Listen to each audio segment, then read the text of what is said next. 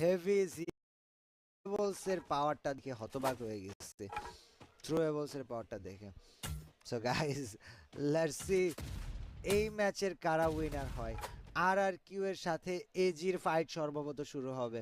We got AG, বারোস, চিনয়, সাইফা, এজি ডিউ, আর আর কিউ, মাল, ডাটস, ইকাল, তারা সবাই আছে এখানে।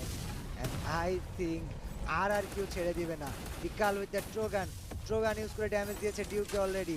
ইকাল এখন পর্যন্ত ট্রোগান নিয়ে হোল্ড করতেছে। আর আর কিউদের কাছে হাই গ্রাউন্ড আছে, আর আর কিউর উপর একের পর এক ট্রোয়েবলস ইউজ করার জন্য রেডি হচ্ছে। অ্যান্ড এজিরা কিন্তু গাইস যেমন ডমিনেটিভ, আর আর কিউ সেম ভাবে ডমিনেটিভ দেখতেছি। বাট এজির কাছে 5 কিল, আর আর কিউ এর কাছে 8 কিল।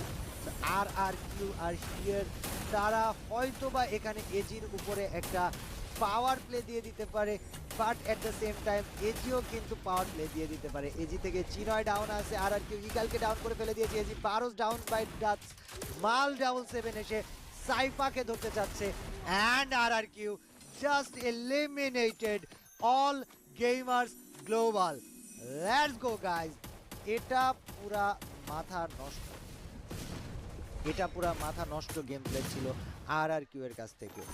অল গেমার্স গ্লোবাল তারা এসে যেভাবে ভাই মানে রাশ করতে চাইলো আর আর কিউ এর উপরে, আর আর কিউ তাদেরকে স্ট্যান্ডিং গ্রাউন্ডই দেয়নি, পুরোপুরিভাবে তাদেরকে চারি সাইড থেকে ক্যাপচার করে জাস্ট ওয়াইপ আউট করে দিয়েছে। And that's what makes them R R Q. তাদের গেম প্লে স্টাইলটাই অ্যাগ্রেসিভ, তাদের মানে তাদের ঘরের ভিতরে যে তাদেরকে মেরে চলে আসবে এত সহজে, that was not possible. Guys voice বাড়ানোর জন্য কথা বলতে, ভয়েস বাড়ান, ভয়েস এটা যতটুকু যেভাবে বাড়ানো হয়েছে এটাই ঠিক আছে, এর থেকে বেশি বাড়ানো সম্ভব না। তো ফ্লুকজো এখানে চলে আসছে ওয়াগের সাথে ফাইট করার জন্য। ওয়াগ থেকে PSL1 অলরেডি ডাউন হয়ে গিয়েছে। অ্যান্ড আমরা যদি ওয়াগ, RC got eliminated, 8 number team হিসাবে আরসি এলিমিনেটেড হয়ে গিয়েছে।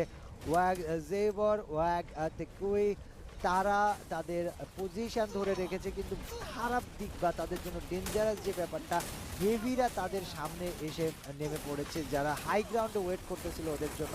অ্যান্ড সামনে E1 অনেকক্ষণ ধরে পজিশন হোল্ড করে রাখছিল এই ছোট্ট ঘরের ভিতরে। এবং গাইজ E1 এর সামনে দিয়ে হেভিকে জোনে ঢুকতে হচ্ছে, ওয়াগকে ঢুকতে হচ্ছে, ফ্লুকজোকে ঢুকতে হবে। সো জোন ছোট হচ্ছে, এই মোমেন্টে E1 এর কাছে অনেকগুলো কিল বের করার সুযোগ ছিল। ফ্লুকজোরা নাম্বার 7 এ এলিমিনেটেড হয়ে গেল, যারা আগের ম্যাচে বুইয়া করেছিল। So guys fluke